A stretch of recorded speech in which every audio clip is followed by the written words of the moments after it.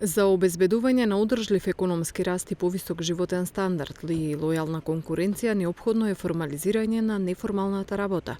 Министерката Шахпаска вели дека креирањето мерки кои ги опфаќаат и вработените во неформалната економија е сложен процес.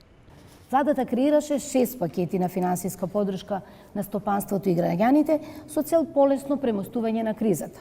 Но мора да признаеме дека не беше лесно да се креираат мерки кои ќе ги таргетираат вработените во неформалната економија, бидејќи во реалност тие не се видливи затоа што не се дел од системот.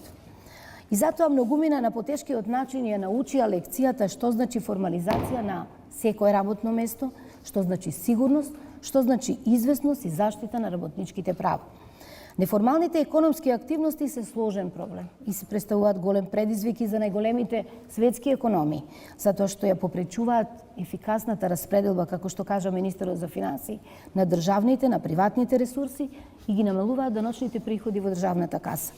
Осврнувајќи се на стратегијата за формализирање на неформалната работа за периодот од 2018 до 2022 година, министерката потенцираше дека преку сеопфатен систем ефикасно се намалува неформалното вработување. Стратегијата е главен и сеопфатен стратешки документ кој што се темели на еден координиран и широк, би рекла партиципативен пристап во адресирање како на предизвиците, меѓутоа и во делот на изработката, имплементацијата и следењето на стратегијата со вклучување на сите релевантни државни институции, сите органи, социјални партнери и останати релевантни субјекти. Податоците на Државниот завод за статистика покажуваат пат на неформалното вработување. Во периодот од 2011 кога овој процент изнесувал 24,3%, во 2018 година процентот паѓа на 18,6%, а во 2020 година овој процент бележи намалување и изнесува 13,6%.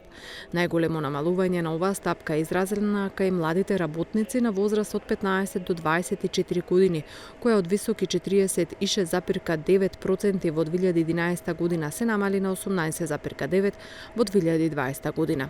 Неформалното вработување е позастапено кај мажите во споредба со жените, младите и повозрастни работници над 65 години, ниско квалификуваните и кај работници ангажирани во земјоделството и градежниот сектор.